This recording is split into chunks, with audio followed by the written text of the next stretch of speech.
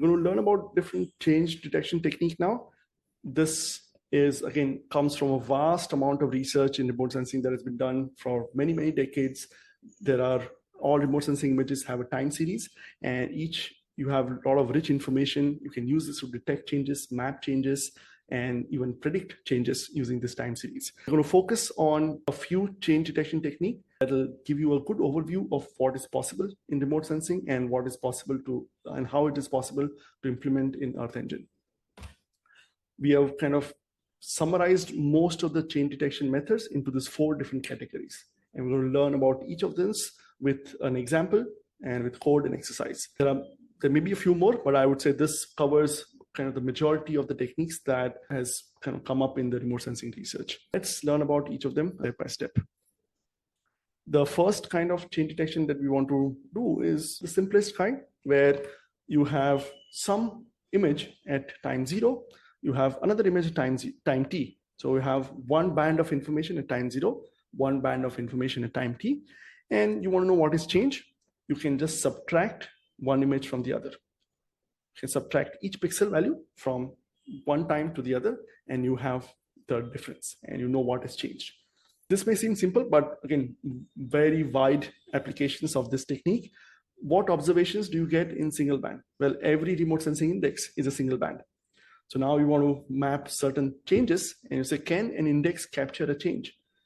And now you have one index at one time, another index at another time. You can subtract and say, this is where things change, and you can use those change. We'll learn and implement an example of mapping forest fires. There is an index called NBR, which has very different values on healthy forest versus burnt forest. And you can use that to say, tell me all the places where there was forest fires, and you can map those. If you have some index, for example, there's bombing going on, burnt pixels or bombed buildings will have a very high reflectance in the SWIR band. And again, NBR values will be different from non-bombed and bombed buildings. You can map those changes in those values to map humanitarian conflict. We have an example in the supplement that shows how to map destroyed buildings in Gaza using the same approach. It can also be applied into data sets which have single band observation. If you use SAR data, radar data, you have observations in VV or VH bands. You can take that and say something has changed here. When there's water, the backscatter is very different than when there's no water. So when you have floods, you can say, show me all the pixels which have changed, which have floods now. You can use this to map floods. You have population rasters. You want to say, I want to know all the places which have increased population by 10%. And you can use this technique to map those.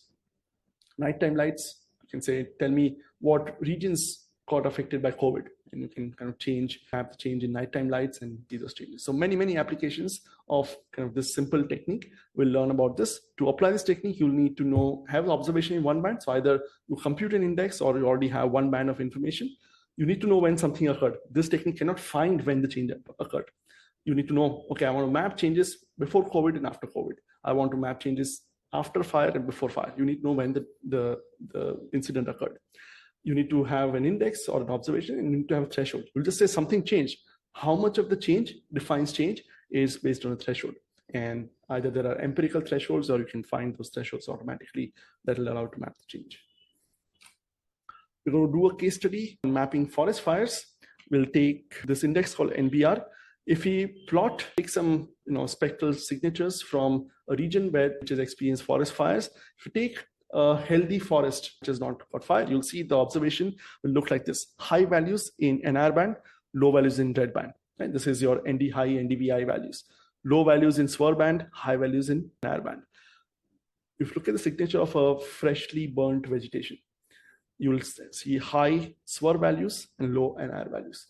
So you can see the information in the NR and SWIR band totally opposite from healthy versus burnt vegetation. And you can now use this information to derive an index called NBR, which is the ratio of the NIR and SWIR band.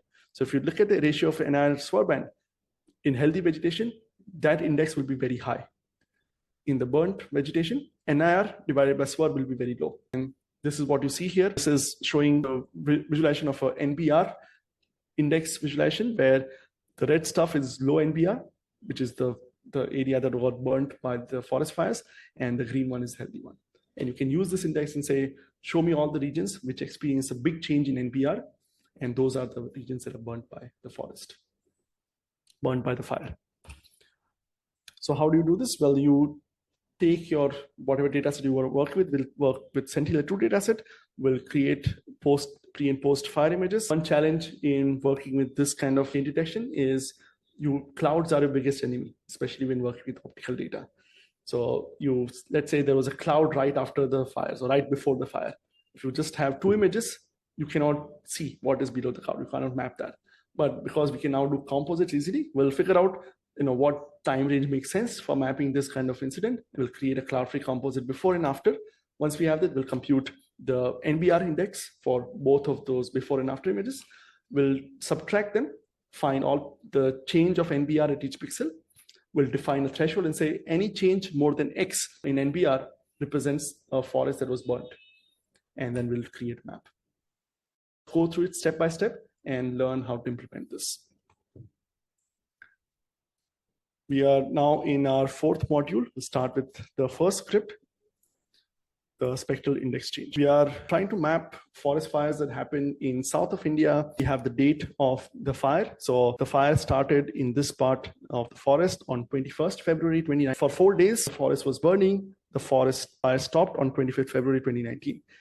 Now, this is important. The technique that we are using cannot map burning fires. So because there'll be a lot of smoke, and the optical bands cannot see through smoke. There are other sensors and other techniques that you can use for mapping stuff to get the current fire perimeter.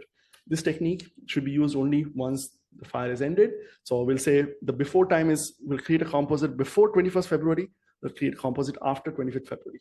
And then we'll try to map changes where it occurred. So we define our dates, start and end dates, start with Sentinel-2 data, apply a filter, apply a cloud mask. And once we have the cloud mask data, we'll apply 2 filters. One is we want the before and after imagery. In this region, when you just do a 1-month composite, there are still clouds. It was very cloudy before the forest fire. So we say to get a cloud-free data, we have to increase the time. We'll just say we'll use 2 months of information before the fire. And there were no other fires in the region before 2 months, so we are okay. There were no other major disturbances. So if you just take 2 months of information, the forest looks pretty similar to that. This won't be the case after the fire. So after the fire, you want as short a duration as possible to get a cloud-free composite. So after the forest fire, if you do 1 month composite, we still get a cloud-free image, which is great. If I make a 2 month or 3 month composite, the vegetation will start recovering and I may not be able to map all the changes. So again, ideally you would want to do as little as possible, maybe even a 1 week if there's cloud-free. So you can start, when you start doing this for your region, start with a 1 week composite. See if you get cloud-free. Start increasing and find the minimum duration that allows you to get a cloud-free composite so that you can map changes. When you're cloud, there is no data. That means you cannot map changes when there's cloud because you don't have the information. So getting a cloud-free composite is really important for this kind of analysis. We can also visualize different band combinations. So far, we've been using 432, red, green, and blue. We can also visualize SWIR, NIR, and red band. This gives you better visualization of this data. So you can see now, this is what the region looked like in this false color composite. And then visually, you can see where the forest got burnt. But what we want is we want to compute area. We want to map exactly what regions got burnt. And to do this, we need to now analyze and do some analysis. Next step is we want to compute NBR, which is a normalized burn ratio. We have a function here, it's a regular function that computes the normalized difference between these 2 bands, NIR and SWIR bands, and that is your NBR index. So let's just run this function on both before and after images. So we'll say, I want to compute before NBR. So I'll run this function, add NBR on my before image. Let me print this.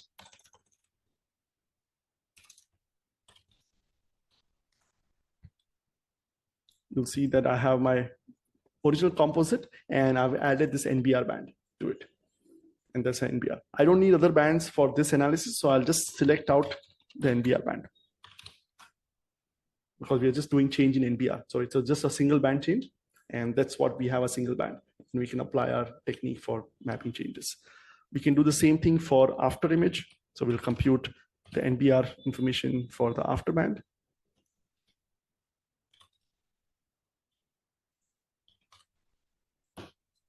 Once we have NBR, we can now compute change in NBR.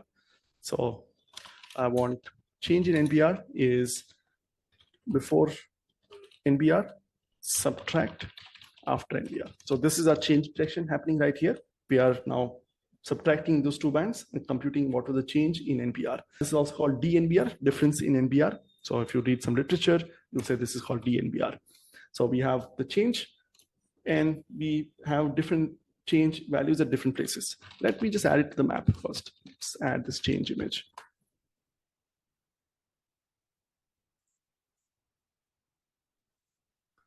You can see this is a single band image. If I inspect some pixels, you'll see that the change in NBR was 0.16. If I inspect a region that got burnt,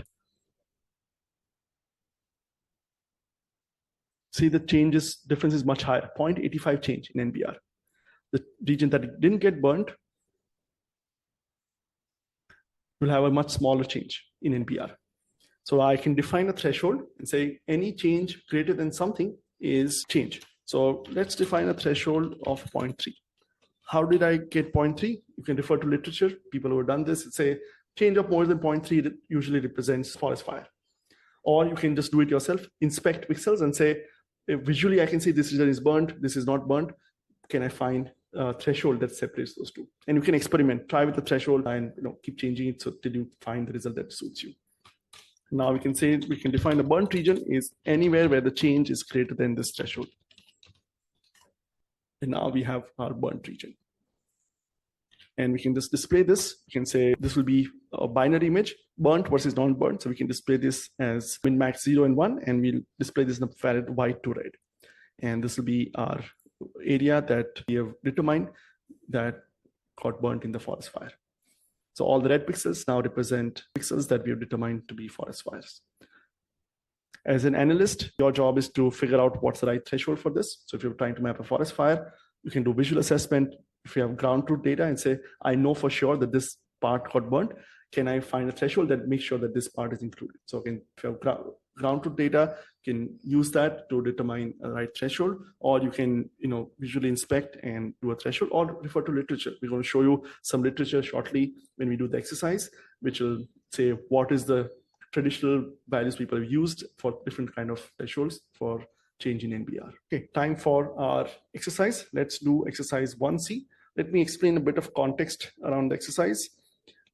So far, if you have an NBR image, that's a continuous image.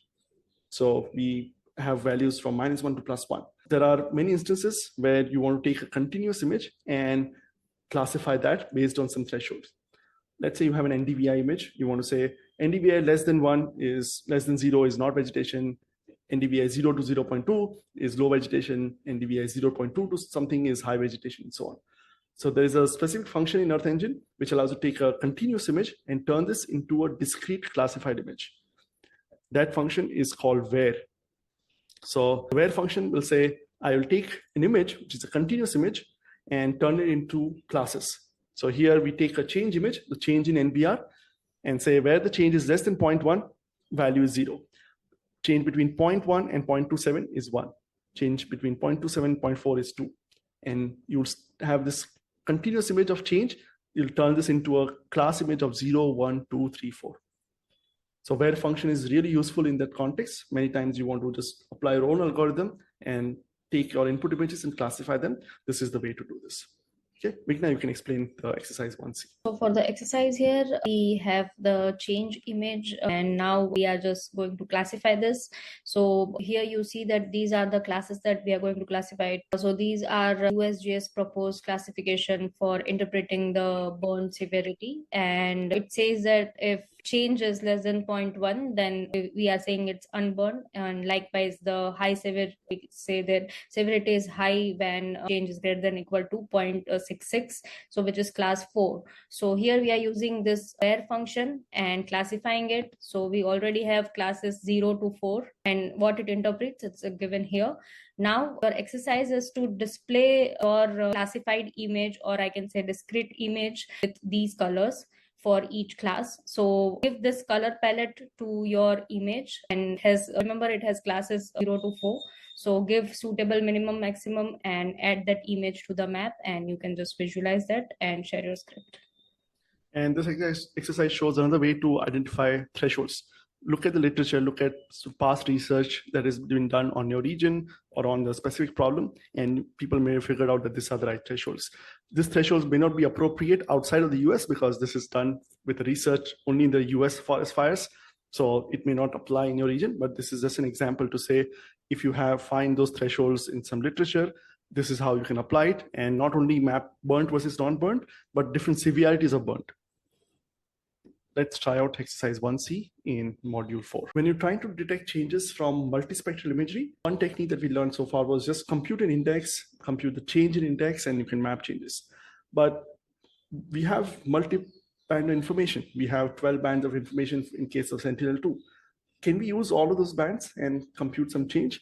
What if there is no index that can describe the change you're trying to map? In that case, we can use this next technique called multi-band change. In this case, you have some input bands, multi-band observation at time t. You have another multi-band observation at time t2, and you want to compute the change. If you just do simple subtraction, if there were 10 bands before, 10 bands after, you will get 10 bands of change. You don't want that. You don't want band-wise change. You want to say, I have some image, I have another image, tell me what changed and how much it changed by. I want to use all of those information that is in all bands. To do this kind of change, what you can do is you can take each band value at each pixel and treat that as a vector. So you can see this is a vector of values. I have another vector of values at that pixel, and I can compute the distance between those two vectors. So this is from your high school algebra. If you have two vectors, I want to compute distance between them. If they are very different, the pixel values are very different, there will be a larger distance between the vector. If the pixel values are very similar, I'll get a metric which is much smaller. Let's see this in action. I want to demonstrate there is just two bands of information. Let's say we have two observations in two bands, and I want to compute the vector distance between those. The first value, let's say in the before image, there were two values, 1000 and 400. So here on x-axis, we are 1000. In band 2, we are 4. So there's a pixel value, 1000 and 400. You can represent that as a vector, 00 to 1400. Something happened at that pixel, and the pixel got changed to 500 and 800. So band 1 value changed to 500, band 2 value changed to 800. So now if I want to know what changed here, how much it changed by, we can say I can compute the distance between these two vectors. And this distance will tell me, it will get a single number. Even though I have multiple observations, since I represent them as a vector, I'll get a vector distance which says these two vectors are this much apart.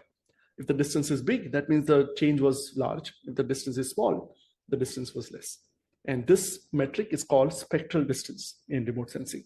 When you have multi-band observations and you take a vector difference between them, that's called a spectral observation, spectral distance. Along with the spectral distance, you can also compute the spectral angle, the angle between those two vectors. And this will tell you how different are those vectors. Spectral angle is more commonly used in change detection for remote sensor because spectral angle represents a change in class, where a pixel was a certain class, certain line cover, and something changed. It became a totally different class. In those cases, they'll have a huge shift in the spectral angle because the values will be totally different. Spectral distance, most of the time, it will help you identify change in intensities. So if something became brighter or darker or more, those kind of things can be best captured by spectral distance. Spectral angle captures the change in class much more effectively. So in remote sensing, when you are doing vector changes, you typically use spectral angle. You can compute both in Earth Engine, you can use both, but just additionally, spectral angle is a metric which is used more. When to use this technique? You can use this technique where you can't compute an index which is suitable for a change. So if you want to map forest fires, well, there's already NPR. But if you want to map something where there's no index that you can use, you can just say, I have all the observation, I can visually see the change, all the bands show the change, can I just extract and map those changes? You can use that. Natural disaster is the right kind of fit for this. When something happens, you can visually see the change. You can apply this technique to map all the areas that got affected. Apart from multispectral data, there is a class of sensors called hyperspectral sensors. They capture data not in 3, 4, 5, 10 bands. They capture data in hundreds of bands. So you get a hyperspectral image, they'll have 500 bands. And you get another hyperspectral image, 500 bands. Well, there's no index that you can define for 500 bands. And you just want to know what changed here. So for hyperspectral data, you would use this change detection technique. Here you need to know when the change happened. And once you compute the spectral distance, you want to know what threshold quantifies the change versus non-change. Let's apply this technique to map landslides. We'll take Sentinel-2 data and we'll compute before and after cloud-free composites in the region that experienced landslides. We don't have an index to map landslides, so we'll just say, I will take the whole composite image, 12 bands before, 12 bands after. We'll compute spectral distance and spectral angle at each pixel, and then we'll apply a threshold and say, these are the pixels which experience large change in distance and angle, and that thus they are the places where the landslides occurred. So let's try this out. So we're trying to map landslide that occurred in this region. This is in south of India. Massive landslide happened on this date. So we have the date of incident. And what we want to do is we want to first create a before and after composite. Landslides are challenging because what triggers landslides is usually rainfall. And along with rainfall, there'll be clouds. So getting cloud-free composites in times of landslides is challenging. So I'm going to show you some technique that will help you get a cloud-free composite. So here we have the before and after image for these two dates, and you can see where the landslides happen. What we want to do is we want to map this. We want to identify each pixel, which was landslide, and then quantify it or convert to vectors and so on. First, let's see how we can get the cloud-free composite. We'll start with our collection, apply filters, apply cloud mask, and then we can do our standard thing. We can say, we'll apply a filter. You can say, I want my images up to the date of incident. So this is the date of incident. And we want maybe 1 month before. So we'll say,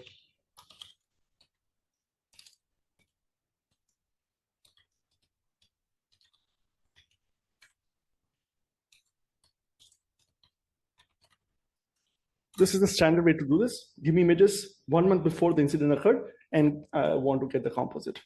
If we try this, let me try and show you what that looks like.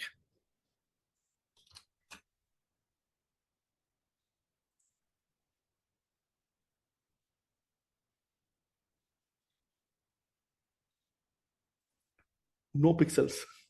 There are no pixels here. I think it's very cloudy and everything got masked out. It's very cloudy. Let's see if my filters are right. I'm going to remove the cloud mask and see if that was real.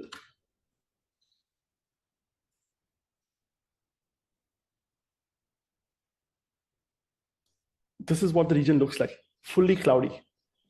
Right? You don't have any observation in the last 1 month, and you typically deal with this.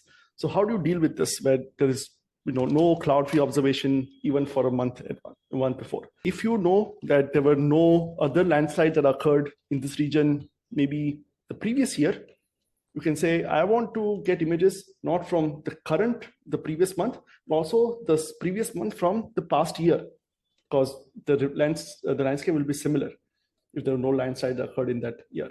I don't want a summer image. I want the image for the same month from the previous year as well. So here we apply a different filter than what we've seen before, where we can say, I want images in this region from the date going back 2 years. So give me all images within the last 2 years. But if I just do a composite, that will look very different in summer and monsoon and so on. So I want image composite only between 6 to 10 months. So this is another filter called calendar range, which allow you to filter for images based on some date ranges. So what this filter says, give me images where the month is between 6 and 10. So all images collected in June, July, August, September, October, June, July, August, September, October for the current year and the past year. Now I have 8 months of images and I do a median composite of that. The landscape in those months will be very similar to what I'm trying to detect changes against, provided there are no other landslides, and I have a lot more observations. And then once you do this, you should be able to now get a cloud-free composite. So again, this is a technique that you can use, go back in time for the same temporal period, and you may be able to get a cloud-free observation. So this was challenging here. After the landslide, the rain stopped. So we can just do our standard advance by 1 month and create a cloud-free composite. So first challenge solved, we have a cloud-free composite for before and after. And now we want to derive some metric that shows how much the change happened. Let me inspect some values. You can see I'm going to inspect a region which experienced landslides. So you can see visually that this is the region which has experienced landslides. I'm going to click on it. And you can see I have some before observations in those bands and some after observations. Just looking at this, the pixel values are very different. I have 13 observations in different bands, and there are a lot of differences. But how do I quantify this into a number? If I inspect a pixel which didn't experience change, you'll see those values will be very similar. So I want to now take this 13 values as a vector, compare it against this 13 values as vector from the after image. Let me inspect it again. If I inspect a pixel which had no change, you will see that the values in each band are similar. But if I inspect a pixel where the change occurred, the pixels in all bands are very different. So we can capture all that by computing the spectral distance. So let's try that. To compute the spectral distance, you can use this function called spectral distance. Given an image, you can compute the distance from all the bands of this image to another image with the same number of bands using this function. You can have different metric of what you define the distance as. As we mentioned, the two most commonly used metrics are the distance, the spectral distance, and spectral angle. If we use SAM, spectral angle mapper, that gives you the spectral angle. The SED will give you the distance. So we can use any of those metrics to compute the distance between those. So let's first compute an angle. So let's say I want to compute the spectral angle between those two vectors. We can say I want the angle between the after image dot spectral angle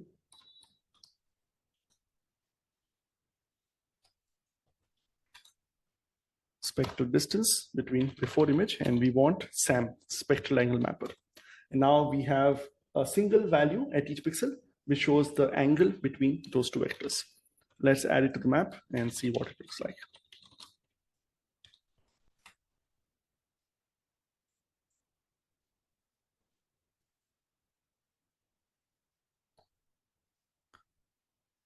So here we have the before image, 13 bands, after image, 13 bands, and we have one layer that is showing the angle at each pixel between those two images.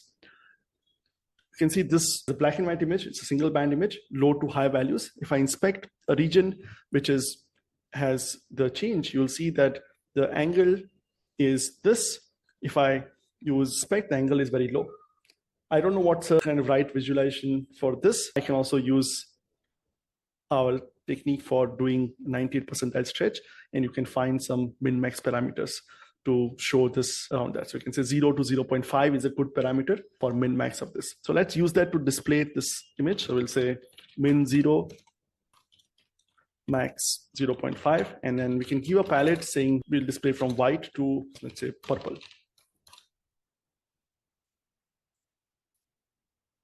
And now we have this, we also apply a clip. And now we have an image that shows the spectral distance between each of those pixels from the before and after image. And you will see that this correlates with the places that experience landslide. The spectral distance won't tell us what changed. It just says there was some huge change here. And since our region has only landslides, we can infer that these are the pixels that changed due to landslides.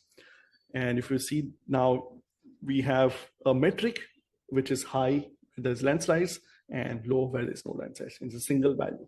And if I want to just now map all the pixels which are landslides, I can apply a threshold and say anything greater than this threshold is landslides, lower than this is not landslides. We can also do similar thing with different metrics. So let's compute our distance. So we'll use the SED metric. We'll say after dot spectral distance before, and this time we'll use the squared Euclidean distance. This is the distance squared. So Euclidean distance squared. If you just want the distance, you can just take the square root of that. So now we have another metric, which is just the distance between the vectors, and I can also display that. You can apply the same technique, either inspect the values or do a 98% stress to find what's the right range of values that you can use. And I've displayed this in a red palette. So you will see what is the spectral distance between those two vectors, as well as the angle between the before and after images.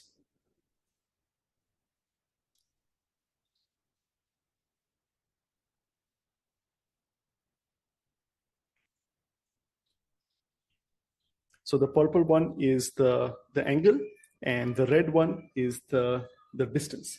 Both are okay metric for this. You can use angle, which is a little bit more robust for where you are expecting a class change, where something change. If you're just expecting intensity change, distance is a better metric for that. Let's do the exercise. Now you can explain. So for the exercise, you see that you have a spectral angle image as well as your before and after image. You need to find a threshold of angle in this image to identify damage after the landslide.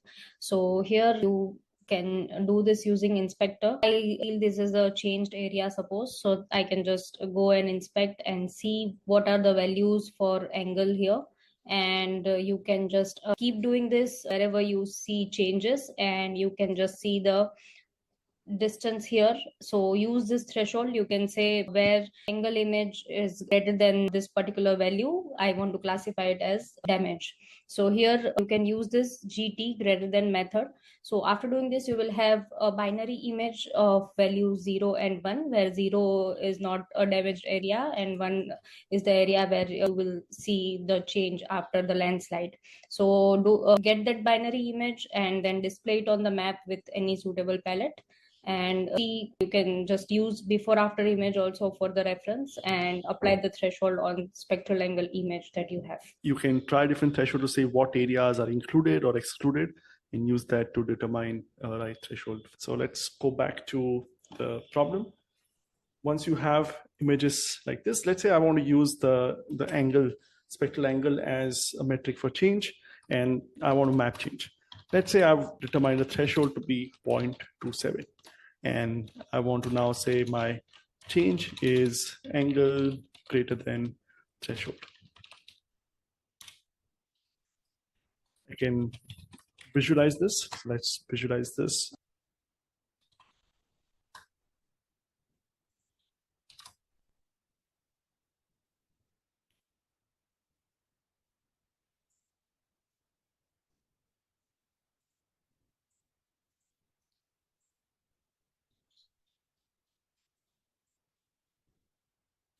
So we have a binary image which represents change versus no change. If I'm happy with this, it might be helpful for me to take this data and share it with somebody who can make better use of it and say, I want to target rescue effort, or I want to compute some additional products out of this. One useful thing to do is we can convert this to vector. In Earth Engine, you can convert any binary image to vector using this function called reduce to vectors. And let me add that to the map.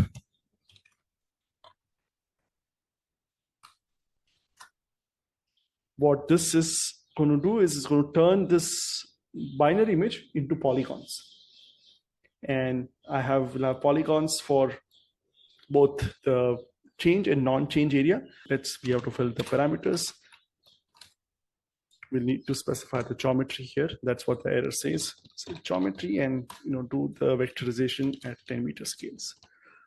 Sometimes when you're vectorizing, 8 connectedness might give you some invalid geometry, so I like to turn this off. Let's just skip this. And now we should have the polygons for both the change and non-change pixels. So ones and zeros will be now turned into polygons.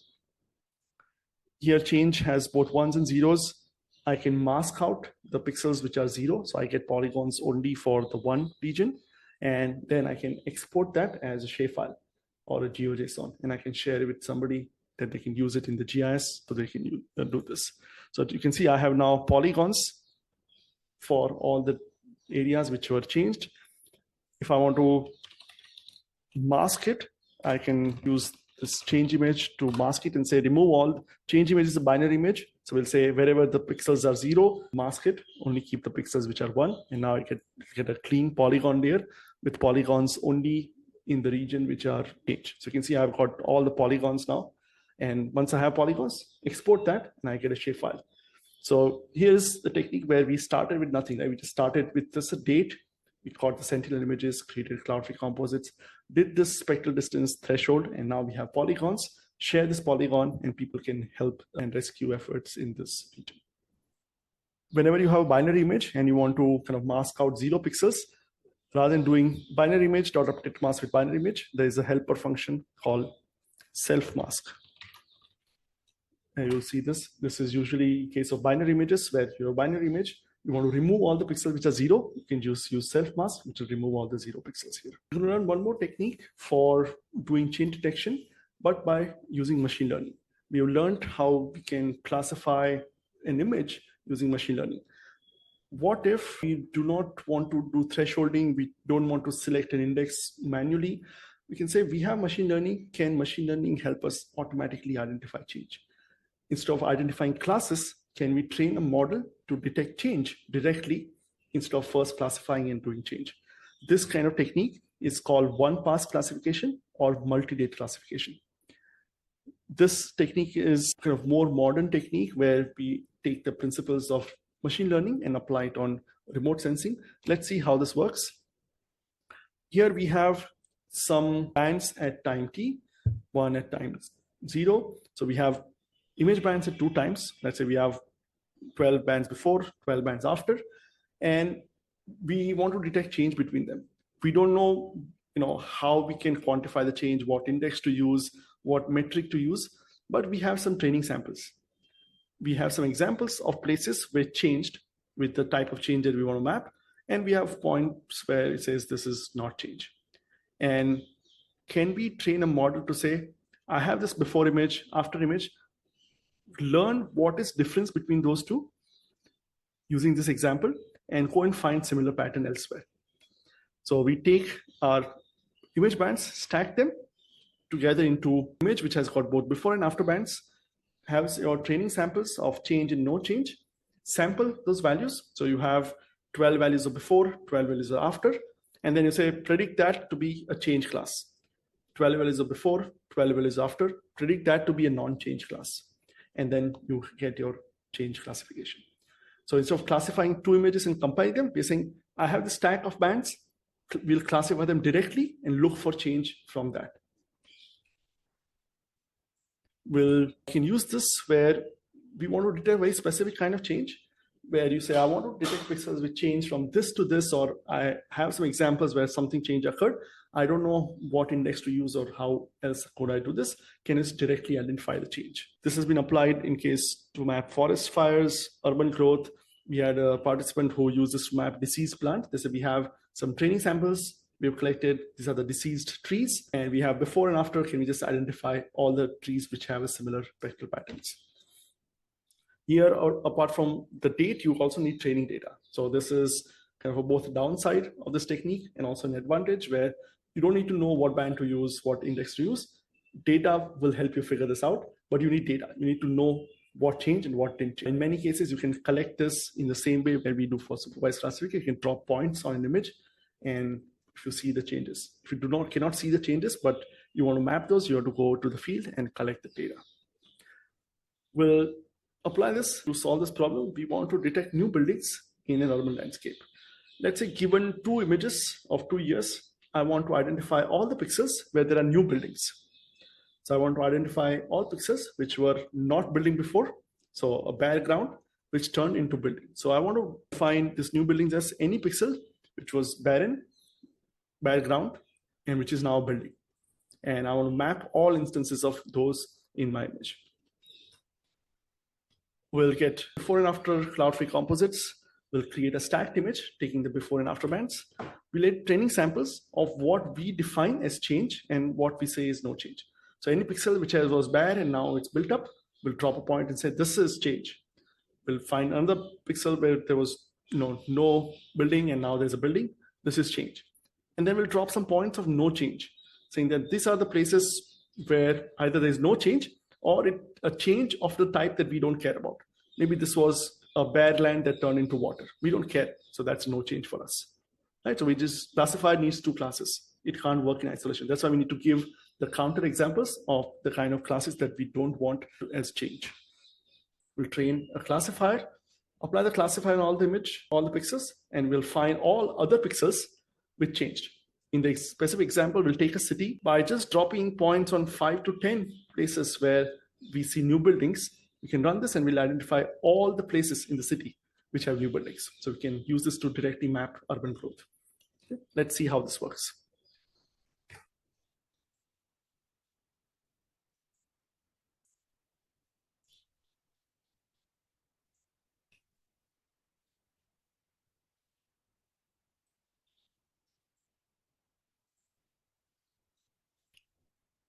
We are now going to work on script 3A for direct classification of change.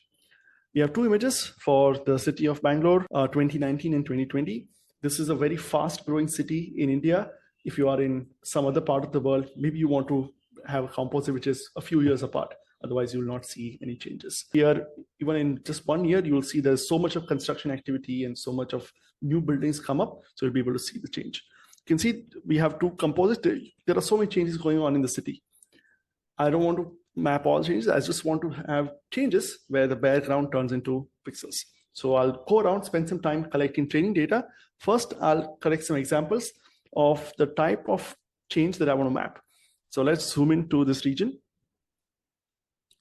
You can see in the before image, this is like a background. And in the after image, you'll see that there's now a building. Yeah, so see background, a building. And there are many such instances visible in the image. I just want to show a few examples. This will be our training data for the classifier. Right, so we'll take points like this. We'll go and find some examples across the city which exhibit a similar kind of behavior. Some of this might be hard to see in a Sentinel-2 image. So in cases of changes that you want to map, but they're not visible in Sentinel-2, you may have to go to feed or get high resolution imagery to make sure you get the data.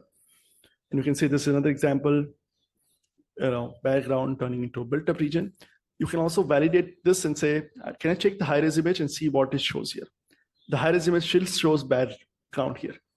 It's probably an old image, or maybe something changed even afterwards. This is 2020, maybe something changed afterwards. So once we have an example of this, we'll give some other counter examples. So we can drop points here. We'll say class 1. You can also use land cover 1 or whatever. So we are saying that this is our class 1. We are using class as a property name. You can use any name you want. We give some counter examples of stuff where it's not changed or it's a different kind of change. And this one we'll give as class 0. So now we have training samples for two kinds of change, and we have this before and after image. Let me print this image 2019 and image 2020.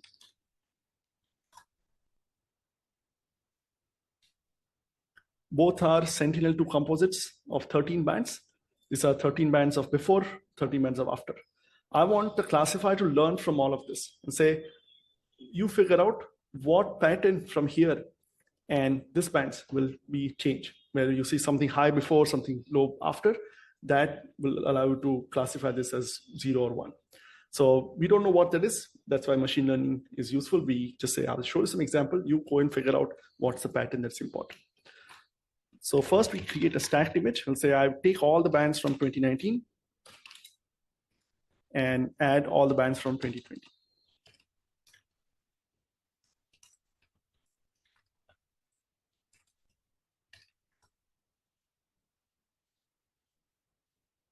So now I have a 26 band image. 30 bands are before, 30 bands are after. Now we have this image, let's sample the points. So we'll say, I want the training samples extracted from the stacked image. We'll use our sample regions function.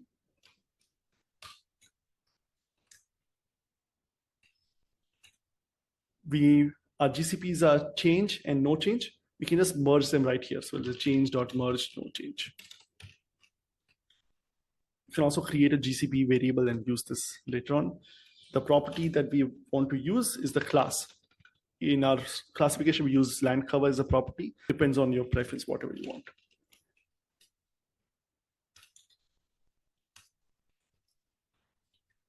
Let's see what our training features look like.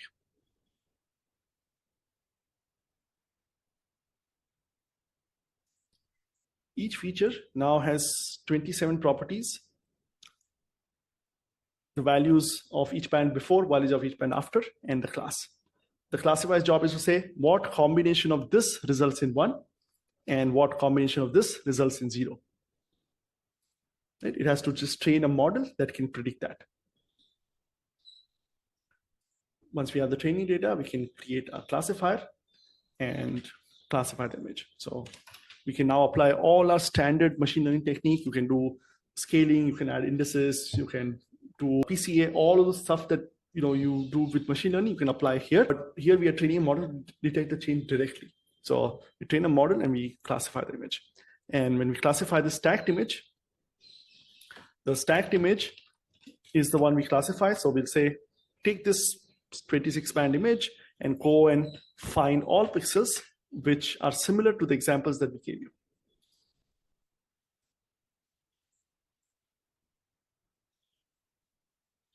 And the classifier is now taking each pixel and running the classifier, predicting will the class of that pixel be 0 or 1 based on the examples that we gave. And it will find all these red pixels which are change, which are similar to what we had shown, which is all the background turning into a building.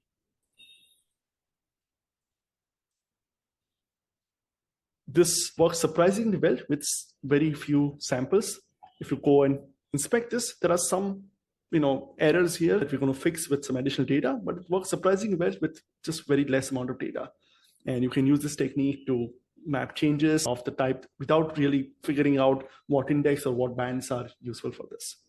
And the whole field of machine learning now opens up for you to do change detection. Let's improve this model. If you look at the results of this, again, there are some false positives because again, classifiers finds it hard to say, how do I determine bare and urban pixels from the raw spectral values? We can help the classifier by adding some indices.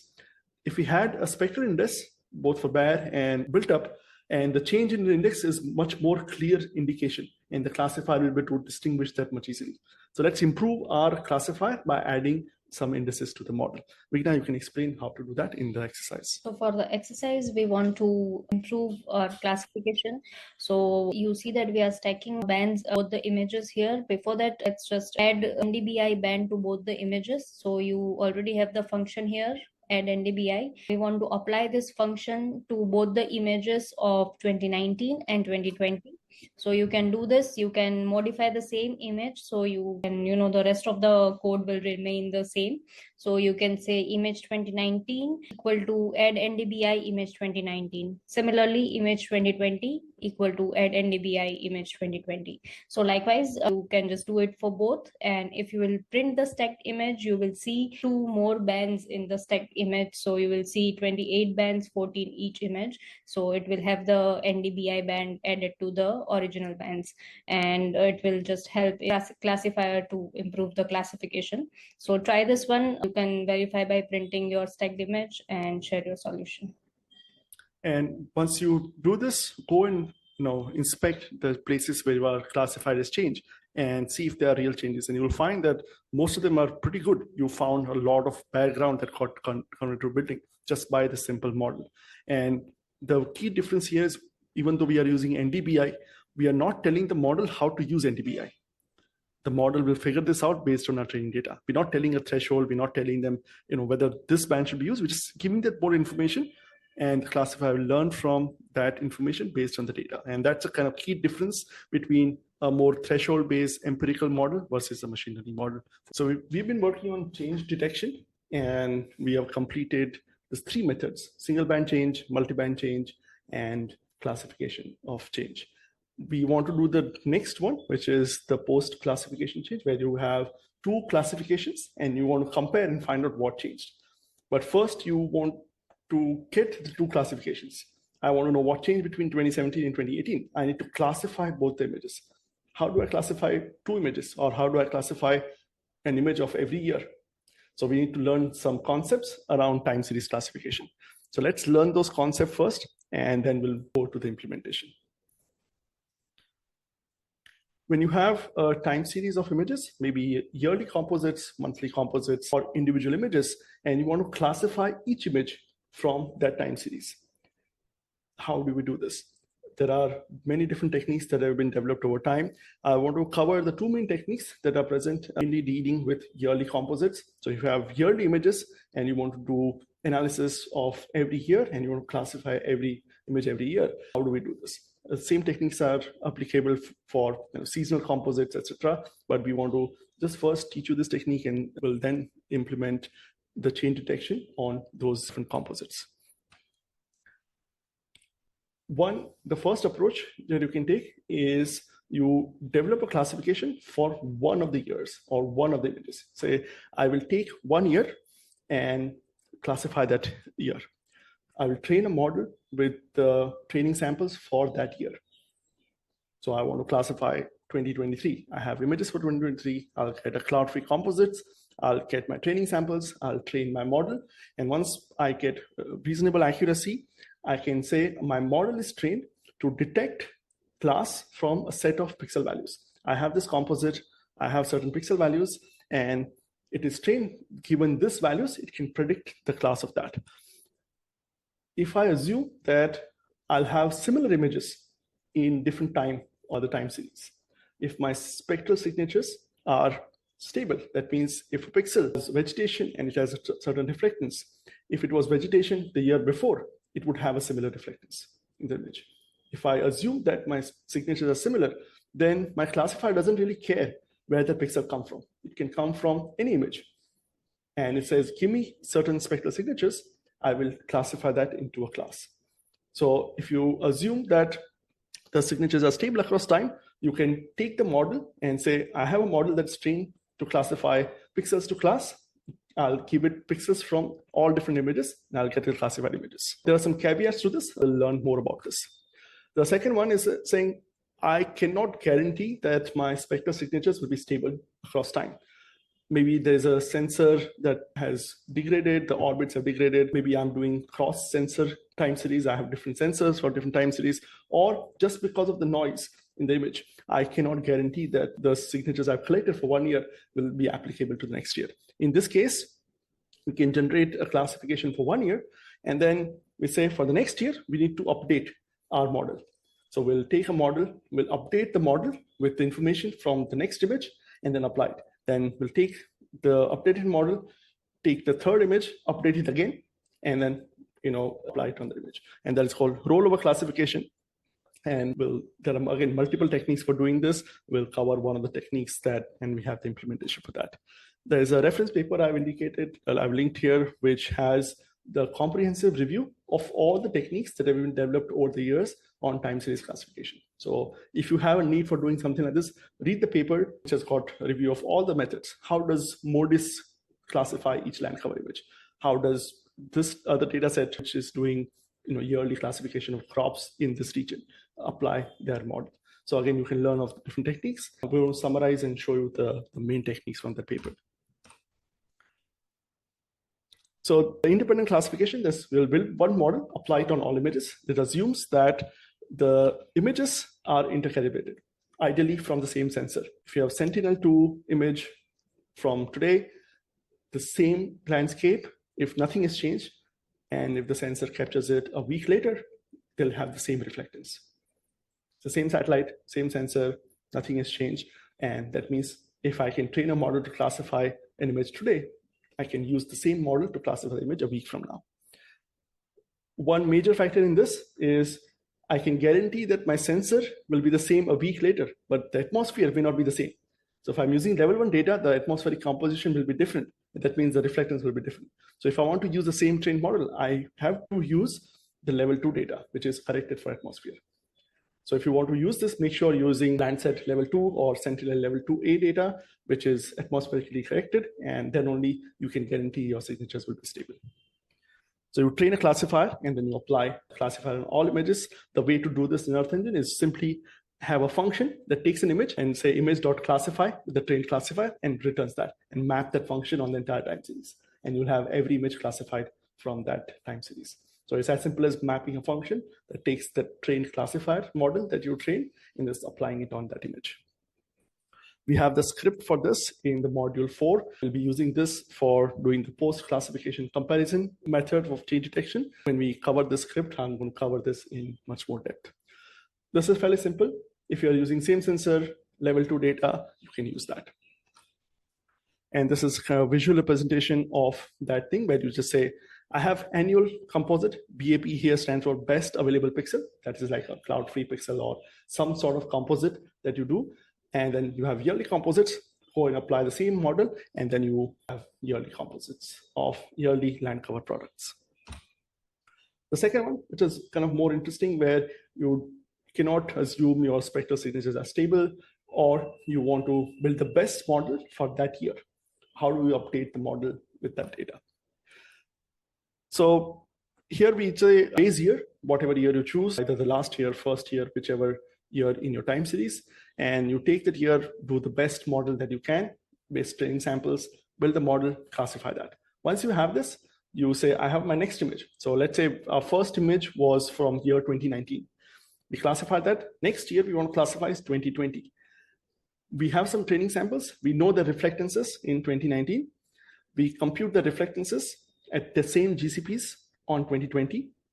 And we compute the spectral distance between the values in 2019 and 2020. Spectral distance will give us the measure of how similar or different are those pixels. So now we have a GCP, we have tagged it to be bare, for example, and we have certain reflectances. What if that pixel that we have tagged as bare now is built up? We can't use that again as bare. We have to say there's something different has happened. How do we detect something different has happened? We'll just compute the spectral distance between 2019 and 2020. The distance is large. That means the training sample that we use in 2019 is no longer the same. It has changed the class. So we can't use that training sample. So we'll discard the training samples where the spectral distance has changed. We don't have to manually look at it and say, what is that new sample? We just says, I have 1,000 samples. I know that 100 samples have a very large spectral distance. Means whatever class I had chosen for them is no longer valid, or my spectral signatures are no longer valid here. So I remove those pixels. The rest of the pixels have very small spectral distance between them. And that means whatever the label is still valid. And then I'll keep those 900 samples, build a model using those 900 samples with the reflectances from that 2020 image, and then classify that. And that means my model is custom trained to that particular year's reflectances. And I have to remove those outliers first, where the stuff might have changed or the signatures are no longer valid in this year. And then I continue doing this until for every year. When it comes to 2021, I do the same thing. I take my remaining 900 samples and use that and remove the pixels where the spectral distance has increased. We repeat this for each year in the time series. We have a script and implementation in the supplement. We're going to also review this in detail so you know how that works. And this is an example of doing this rollover classification. Now, when you do this, first, as we learned that Earth observation data is noisy, we have noise in our observations. When you classify this, we'll have noise. Now, when you take this and apply it on different years, we'll also have noise in our classification. So one thing we have to do is, if you just do this, the raw classifications will be pretty bad because they'll have noise in that. So one of the things you have to do is you have to post-process the time series classification. And this is not just doing the simple post-processing where you just look at the neighborhood and replace the pixels. We have to look at the temporal neighbors, not only spatial neighbors. Because when you're looking at a time series, some of the things makes sense only between certain years. Certain changes are impossible, and we want to remove those impossible changes from our classification. So we have to apply some rules. So depending on what you're trying to classify, what you're trying to map, we have to develop some rules, and we have to implement those rules on our classification. Say from year 1 to year 2, the landscape can change only in this way. It cannot change in this way. And if you see a change which is impossible, revert it back. And that means you'll have a more consistent classification.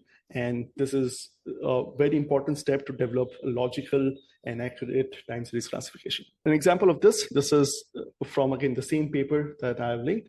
They show an example of this where you have some classes. So here we have some wooded classes, some herbs, water, etc. And you need to develop a matrix like this, depending on your use case. And here they say there are certain transitions which are unlikely to happen between a year. So from 1 year to the next, changes like this, an exposed land becoming rocky, not possible. Again, this may be possible in the region that you are studying, in the region that they were studying. Say we define that there's no way an exposed land will become rock in a year. So if you find the transition, we'll send it back, because the result was result of a noise. Similarly, a water will not become shrub in a year, and so on, right? And then there are other transitions. So you have to deal with this accordingly based on these rules. We have an implementation on how to do this in Earth Engine. Give a concrete example to understand how this works. Let's say we want to do a simple classification, urban versus non-urban. And I want to do it for every year for last 40 years. I want to know how a city has grown. So we do either of the method, we take base year, develop a model, apply the same model, or we just roll it over and build a separate model for each year. Whatever method we did, we have now, let's say 40 years of images, urban versus non-urban. Lot of noise, how do we clean it up? So we need to apply some corrections. The rules that we're going to follow is, if a pixel is non-urban in the newest image, it must be non-urban in the previous images. Makes sense? In 40 years, we have a time series, urban versus non-urban. If the pixel at the end of the time series is still non-urban, then it must have been non-urban. It's unlikely that a pixel gets urban and then goes back to non-urban. Possible, but I think in most urbanized regions, this can hold true. So if you assume this is true, we'll say, if we find any pixel which is non-urban, we'll go back and set it up to be non-urban. So that'll remove all the misclassification that happened in all the 40 years. Secondly, we can say, if in 1984 a pixel was urban, all the subsequent years, it must be urban. We'll go and set it to urban. Again, our assumption is once a pixel becomes urban, it's no longer, will go back to non-urban. And we can apply that correction, and then we'll have a nice clean example. We have a script that is linked here. If you look at the raw classification and you kind of try to animate them, you'll see that urban core will keep shrinking and growing. It's very inconsistent all the time. Once we apply this correction, you'll see a much nicer classification where the urban core is small, and over years, it just grows consistently. So this kind of correction is very important. The code for this is slightly more complicated because we have to iterate through each year and do this, but we have the script that is linked here. Try this out if you need to do this time series classification. For many of you, you may not want to do this. There are already so many existing data sets which are already available. For example, if you go to the community catalog, there are at least 5 data sets which are available, which have got an urban growth model from Landslides. They've done this, and then you just have the urban extents from historic, even there are future projections 100 years out for urban core. So you may be just able to access that and use it, but this is more of a conceptual note. What if you're trying to study some kind of forest and you want to kind of develop a model and to classify forest versus non-forest, and you want to do this for every year.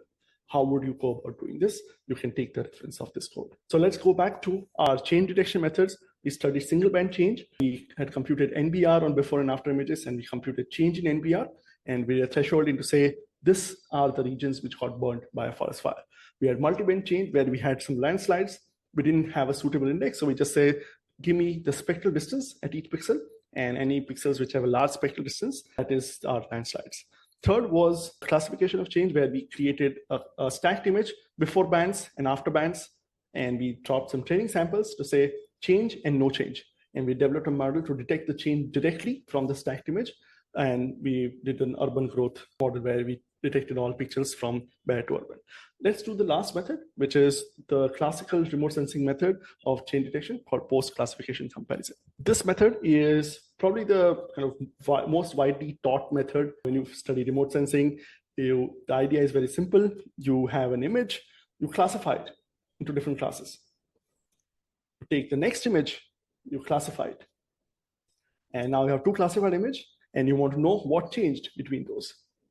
You can just easily say, I want all pixels that were class 1, which are now class 2, and you can detect those. This method is also more used to quantify the amount of change that happened. Maybe you're trying to study how dynamic is this landscape. You want to know how many pixels went from class 1 to class 2, how many pixels went from class 2 to class 3, and so on. So if you have those classified image, you can compute something called frequency histogram, which tell you the different class transition that happen across all the classes.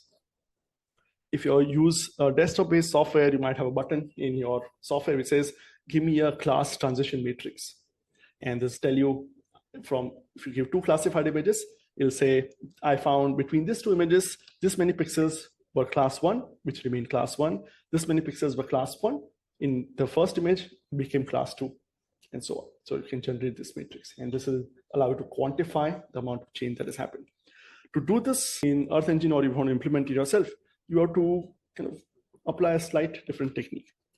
We're going to try this on detecting urban change method, and we'll learn exactly how we'll do this. We have this kind of technique is useful when you study multiple classes, because once you classify it, you'll know exactly what happened between each of those classes, and they'll help you pick up and quantify all the dynamic nature of the landscape. Here, you need to classify both the images. So you need training data, either for one image or both image. If you have just data for one image, we can apply the time series techniques that we covered earlier to develop the classification for the other image in the time series. The way you would do this is, let's say we have some classes. Let's say our images look like this. We have one image. We have classes 1, 2, and 3. We have an after image, which also has 1, 2, 3. And you can see certain pixels have changed. I want to know what happened between those. If I simply just subtract this image, so I say after minus before, the pixels which remain the same will be 0. So 1 minus 1 will become 0, 3 minus 3 will become 0, and so on. The pixels which are changed, you'll get a non-zero value. So this pixel will become 1, this pixel will become 1, this pixel will become 1, and this pixel will become 1. So I'll know which pixels have changed. But when I look at the output image, all of these 4 values which have changed will all be 1, because 3 minus 2 is 1, and 2 minus 1 is also 1. So I will not know what happened here. I say something happened, this pixel got changed, but I won't know what happened here. Was this because 2 became 3 or 1 became 2? I don't know. So if you want to preserve the information that is contained in both the classified images, you can apply this simple trick where you can multiply your before image with a large number. If your classification is between 1 to 9 classes, multiply it by 100. If you're dealing with classes 1 to 50 or something, multiply it by 1,000. So multiply with some large number, and then add the after image. So in this case, we'll multiply the before image with 100, add the after image, and our pixel values will become like this. So we have an output image where you can tell what happened at every pixel. If you look at this pixel 303, it says this pixel was class 3 before, remained class 3 after. This pixel was class 2 before, remained class 3 after.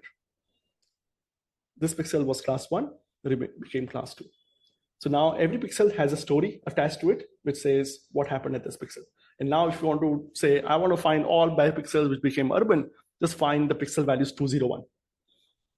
And then suddenly you have all the bare pixels that turn into urban. So we'll implement this in our urban change detection scenario and say, let's find out all the pixels which have changed in this urban landscape, and we'll detect pixels of some specific kind of change using that. We'll take Sentinel-2 dataset, we'll get the pre and post images. We'll take 2 different years. We'll do our classification where we assume the spectral signatures are stable. So we'll just take one base year, 2019. We'll develop a classification using some training samples. We'll train a classifier, and we assume the spectral signatures are same across 2019 and 2020. So we'll just classify both the images using the same trained classifier. We'll multiply before image with 100, add after image, and we'll develop our class transition matrix to see what happened in the city between those 2 years. Let's dive into code. Let's say we have this urban region, city of Bangalore in India. We have some training samples that we have collected for 2019. So we want to understand how the city changed between 2 years. So we first create a composite for the base year, here in this case 2019, and we drop some training points. We develop our classification model, and we classify the image. Once we classify it, this is what the landscape looked like. So this is what the region was. All the pixels here, most pixels were urban. There were some green pixels and so on. I want to now see what happened in 2020. So I will develop another composite, which is 2020 composite. I want to classify it. One option is I can go and drop another set of training points for this image and then build a model and classify this. But if they are from the same sensor, they are for the same city, and also I'm using the level 2 data, surface reflectance data. That means the two pixels, if they are the same, I can assume that the spectral signature will be the same. The reflectance in different bands will be the same.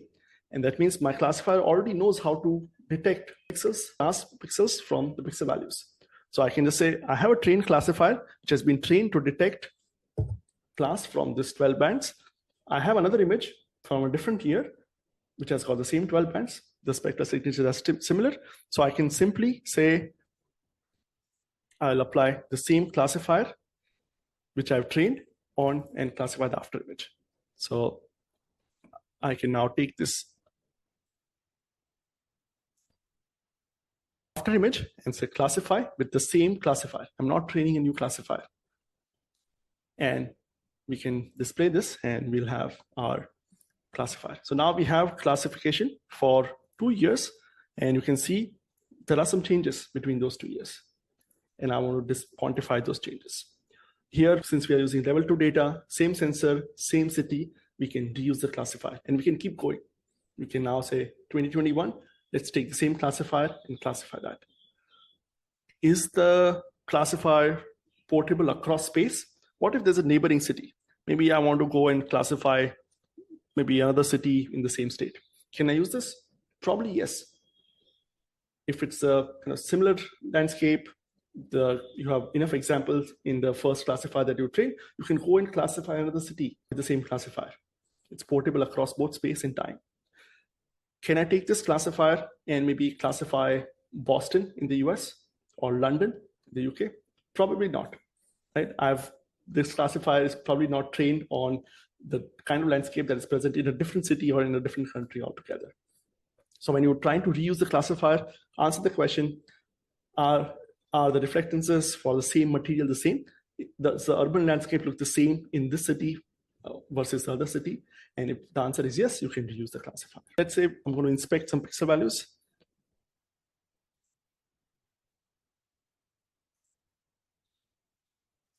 You can see there are many places where it was 0 before, 0 after. There are some pixels which were 3 before, 3 after, etc. So I want to develop our class transition matrix. I want to know how many pixels remained, class 0 to class 0, how many pixels class changed from 0 to 1. The way to do this is we'll want to multiply before with 100 and add after. We can do this, but zeros are a problem. If our input values are 0, if you multiply anything with 0, it'll be 0. So if zeros in our classification are a problem, this kind of formula works well with non-zero values. So we have our classes 0, 1, 2, and 3. To apply this formula, I want to change my classes to 1, 2, 3, and 4. So I want to reclassify my image so that my pixel values are 1, 2, 3, 4. 1 for urban, 2 for bare, 3 for vegetation, and 4, or 3 for water, 4 for vegetation. And this will just help our formula work better, because if I multiply 100 with 0, it becomes 0 and my formula doesn't work. This also is called reclassification, very helpful in a lot of your remote sensing work when you're working with some discrete data and want to change the classes. In Earth Engine, you can do this using the remap function. Let's learn how to do this.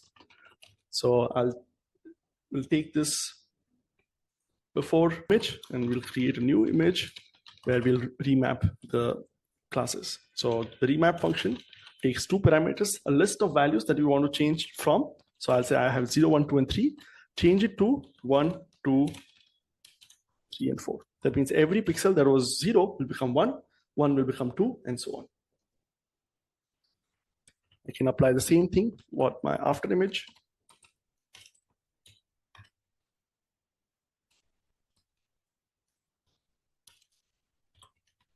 And now have reclassified my image to have classes 1, 2, 3, 4.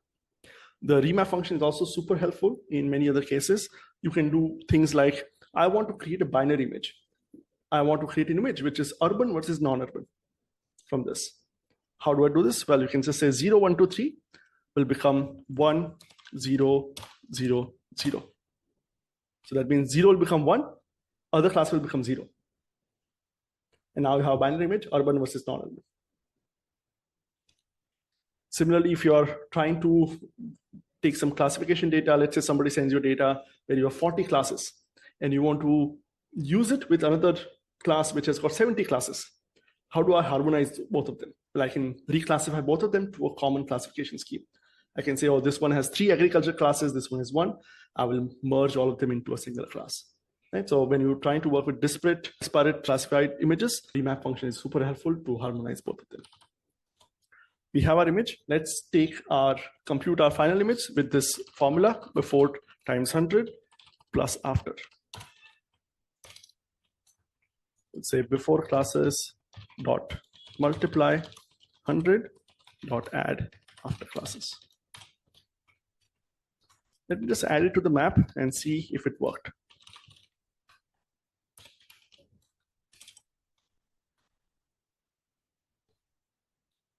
I'm going to inspect some pixels just to see if my formula worked. This is a helpful technique whenever you are implementing your code, adding to the map, inspecting it, and just verifying if your results look okay is helpful. I always do one step, see my results, and then it helps me make sure that the step is correct. And now you can see that we have some images. You can see this pixel was 0 before, 0 after. It became 1 after reclassification. So it was 1, 1. My final value is 101. Similarly, if my pixel was 3, after reclassification it will become 4. It remained 4, so the output pixel value is 404. And now I can say I want to now understand what went on in the city. So I want to compute my transition matrix. This is done using a reducer called EE-reducer.frequency histogram. Let's run this. We want to run this reducer on all the pixels of the images. So we can use reduce region to compute this. We'll take our merged image, which has got all the pixels 101, 102, and so on. We'll run reduce region.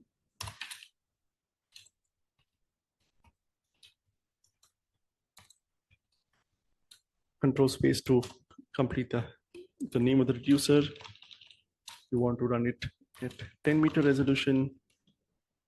You don't want to specify CRS, you can if you want to force the computation to happen in a particular CRS. Since this is a fairly large region, you may have a lot of pixels, I'll specify a higher pixel value. And in case your computation times out or you get some memory error, you can set this tile scale to be a higher number. Let's print this.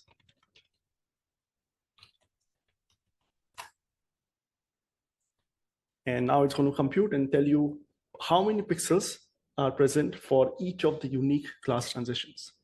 And this will help you quantify the change that happened between this landscape. So once the transition matrix finishes, you will see that you will get values like this. This many pixels were 101. That means it was urban before, urban after. This many pixels went from urban to bare.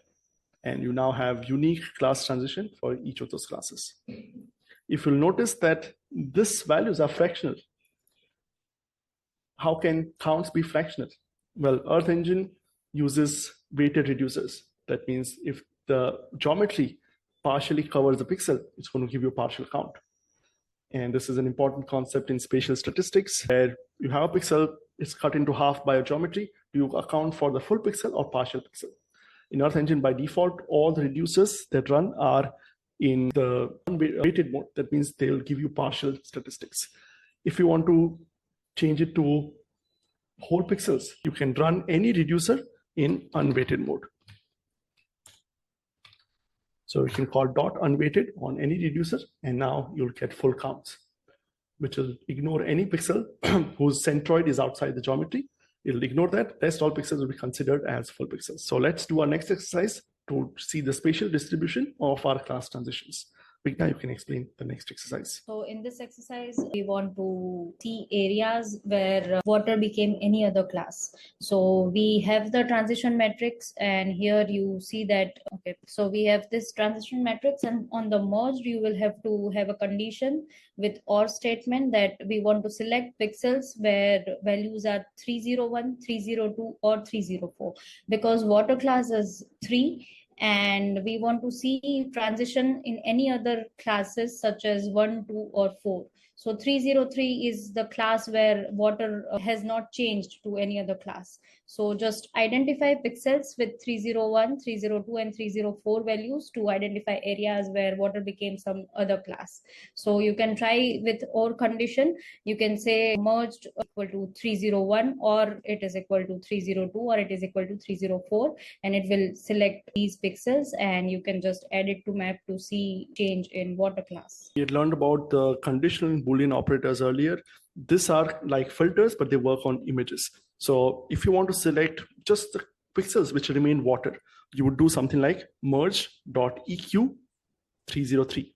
They'll give you an image which is 1 wherever the condition matched, 0 where it didn't match. So if you just want to identify all pixels which were water before, water after, select the pixel of value 303. So you'll say merge.eq 303. What if you want to do the other way around? We'll say, I want to find all pixels which were water before, but not water after. So you can say merged EQ 301, or merged EQ 302, or merge EQ 304. And or you can combine these three conditions using OR operator, which will allow you to combine all of this. The trick here is the syntax of this condition operator is a bit tricky. So see if you can figure out how to write this condition and display all the pixels in the image which were essentially lost water, the pixels which were water in 2019 when they were no longer water in 2020. So try out the exercise 4C in our module 4. You can see this kind of method is very powerful, but that requires you to first have classified images. So you can communicate all kind of changes between the classes, but it requires you to first have the classes. Let's learn about this other method, which is how can we classify an image using migrated training samples. So just a recap of how this rollover classification works, we can take samples from one base year and we want to classify every image in the time series. We want to now select the training samples that are still valid for a different year. And we can take the help of spectral distance function to figure out whether the signatures have changed between those 2 years and remove the pixels which the spectral distance is more than a certain threshold. And we want to do this for every image in the time series. Let's review the script and see how it works. The script is the migration classification with migrated training samples. So here we have our base year classification and base year GCPs. So we have 1 year worth of data. We have collected training samples and classified it. Now we want to compute the valid GCPs for the next year. So first we have a 2019 composite, we've classified it, we've collected GCPs. I want to compute the 2020 composite and I want to classify that, but I don't want to reuse the model. Maybe I want to build a model that is created from the reflectances in the 2020 composite. So I would compute the spectral distance. We can use the spectral distance function and say, I'll compute a distance image where each pixel, there's a distance between these two particular images. We can use the spectral angle as the metric. All the pixels where we attack them with a certain class, if the distance is less, it's still the same class. And we can train a model using that GCP. If the distance is more, then we can say, remove the GCP, it's no longer valid, and we can use the remaining pixels. We'll need to have some threshold. Here we are using 0.2 as a threshold. You can do it manually depending on the landscape or just based on some reference measure that you found. Now we'll just say, give me all the GCPs where the distance is less than the threshold. And now we have this new GCPs.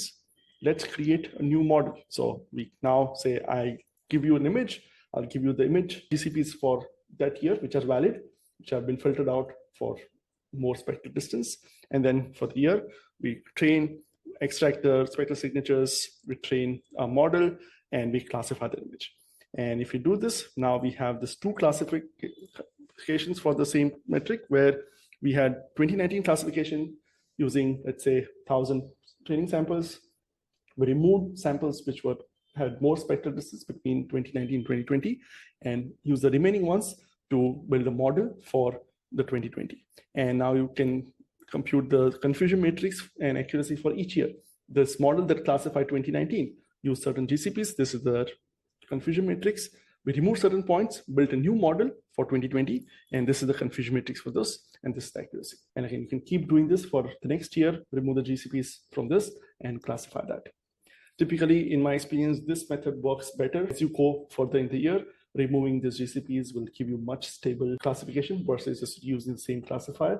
Even though it's the same sensor, that because of the noise and some sensor drift, it may be that the spectral signatures have changed. So this will be more accurate method where you use the GCPs which are correct for that particular year, and then you can use that. If you're trying to implement something similar, you can read this paper. It's created a classification of Iran in Google Earth Engine, but it's a time series classification.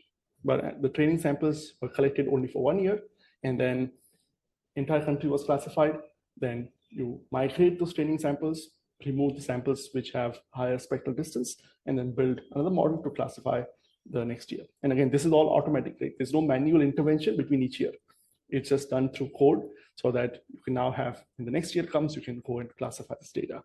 The output of this study is also available in Earth Engine, the community catalog. So if you want to see what this result looks like in Earth Engine, you can try this out.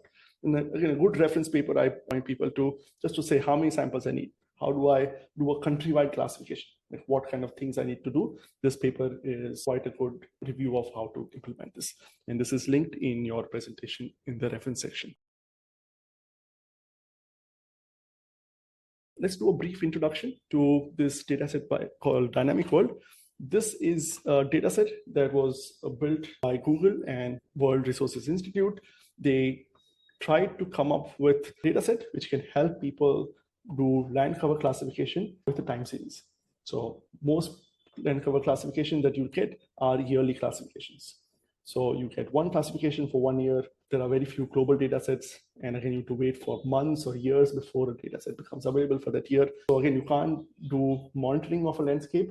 If you want to monitor a place to say, tell me which pixels are getting deforested, I need to wait maybe a year or more. And by the time the deforestation already happened, it's too late to do anything.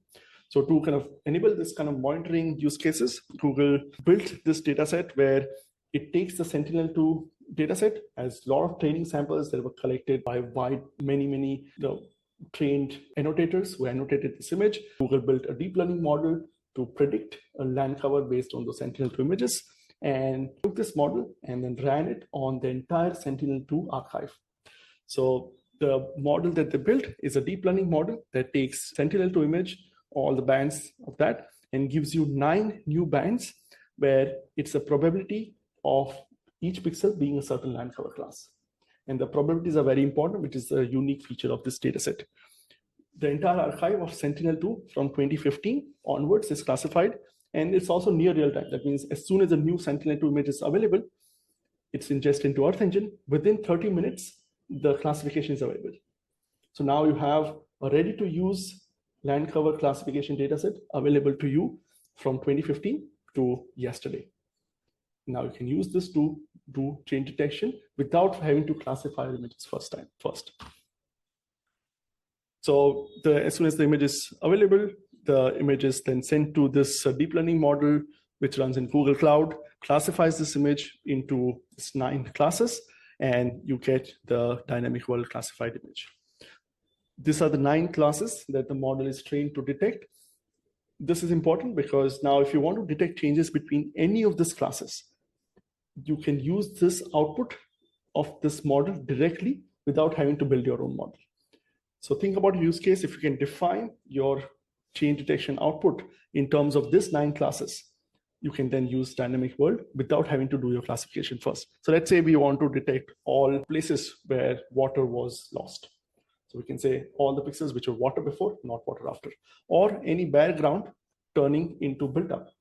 We can take our background class and use the built up class. And this is available for every Sentinel-2 image that has been collected everywhere.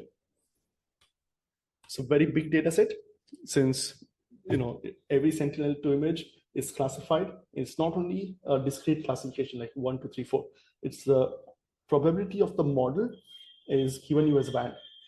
So you have 9 bands for every image. And that means it's a very large data set, but it's got a lot of information that you can use to refine this model into your own change detection output. If you take the dynamic world data set and load it and inspect a pixel value, this is what it will look like.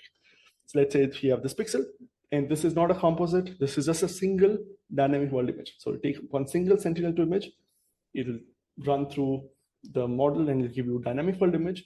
The dynamic world image is available as a collection in Earth Engine. You take this, and if you inspect the pixel value, it says this is what this class looks like.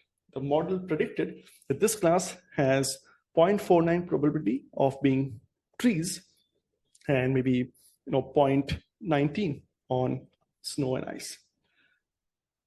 This is a region which turns into completely frozen landscape in winter and then turns into trees in summer.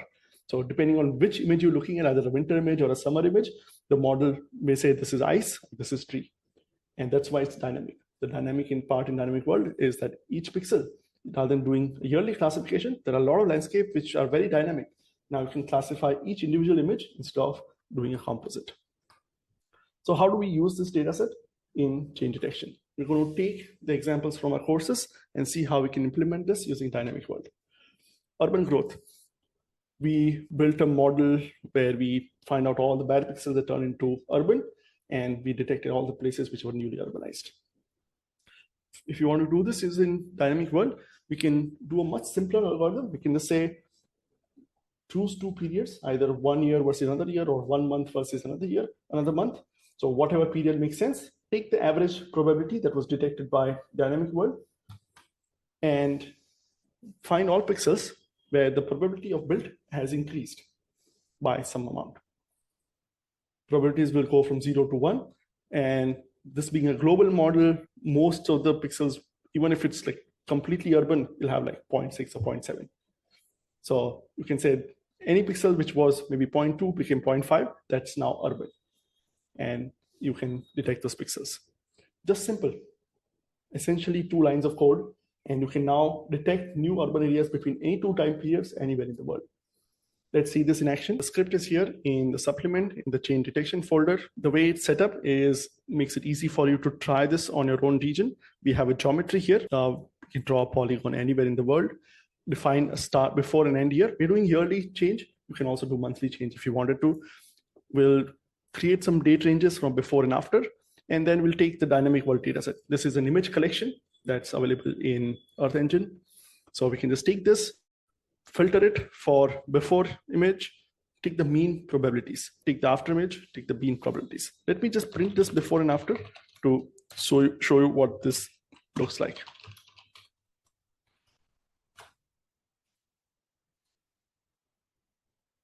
The dynamic world images, let me just move the selection. If you take the dynamic world image, they have multiple bands.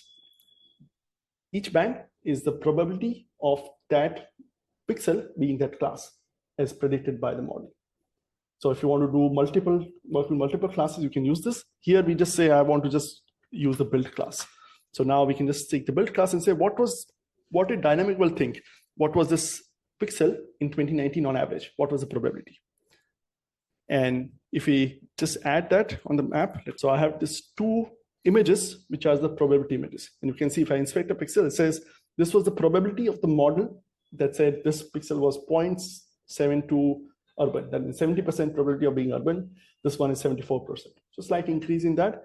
And again, you can use this probability to say, now I'll define my algorithm to be any place where there is a change in probability is what I want to detect.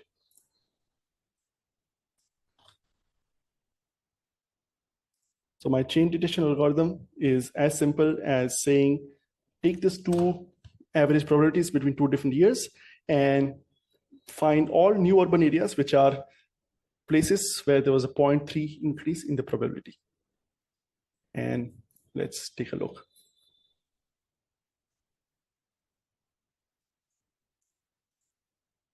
And you see all of these pixels, which are detected as changes between those 2 years. And we're not using Sentinel-2, we're not using any other sophisticated algorithm. We just say, take the dynamic world, give me all the places which detected changes. You can see these are all these regions which it detected changes. You can verify this using Sentinel-2 image. So if I zoom in here,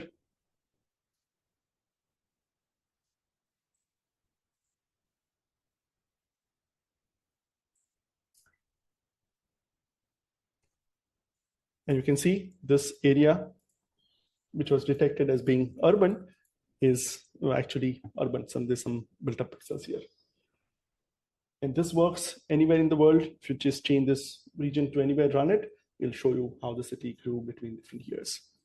You can change the years here and you can detect that. So Dynamic World gives you a way to build a very simple model which can scale across the globe, across time, using a deep learning model output. You don't have to build your deep learning model.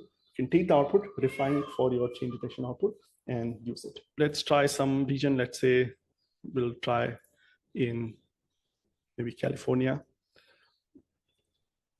I can expand the time series and say, show me the change between 2017 and 2014. And without having any training data, I can now go and just do change detection anywhere. And the threshold can be adjusted based on my requirement, and I can see the changes that have happened. Let's do the next one. Remember, we did landslide detection in our module. We can do a much more simpler approach using Dynamic World. We can say, I will take the before and after probabilities. I will select all pixels where the bare probability has increased or the tree probability has decreased. I can define landslides either way, right? Where something turned bare or something, there was trees which are no longer trees, and both are affected pixels. And I can define my model to be saying, take the dynamic world image before and after, select all the pixels where bare has increased, trees have decreased. And let's see that. In your supplement, we have the landslide detection example using the conditional and Boolean operators that we know with the dynamic world dataset. Here we have our before and after images from dynamic world. We say our model is that I want to select any pixels where the change in bare was greater than some threshold. So any pixels where bare probability increased by 10% and the tree probabilities decreased by 20%. These thresholds are up to you to define based on what you're trying to detect. But once you have those threshold, you have those image and say, I will consider any place where the bare probability has increased or trees have decreased and show them on the map. So this is my chain pixels, which are just done using the dynamic world probabilities. One thing you'll notice with dynamic world is you have the results are much more smoother. There are no noise, there are no outliers.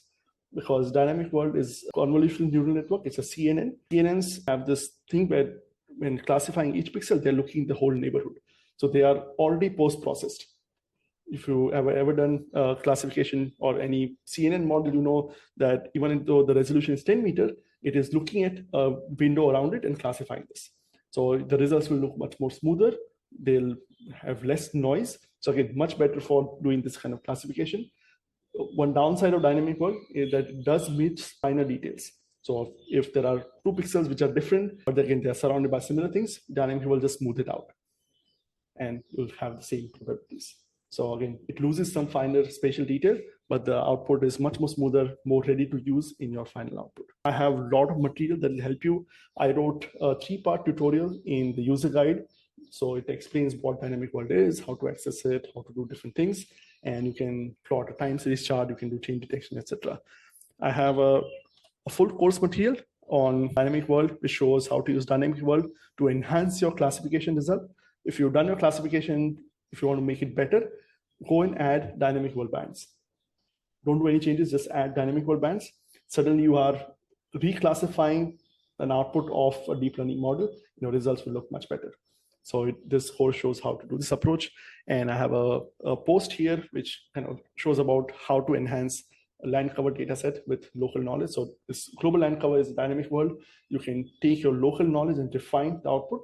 So say, I know what this landscape looks like. I have some training samples. You can declassify it, and then the output will be much better than what you could build on your own or what dynamic world alone is. So combining both your local knowledge with dynamic world is the right approach and how to use this data set. So do check out these resources if you're interested in using dynamic world.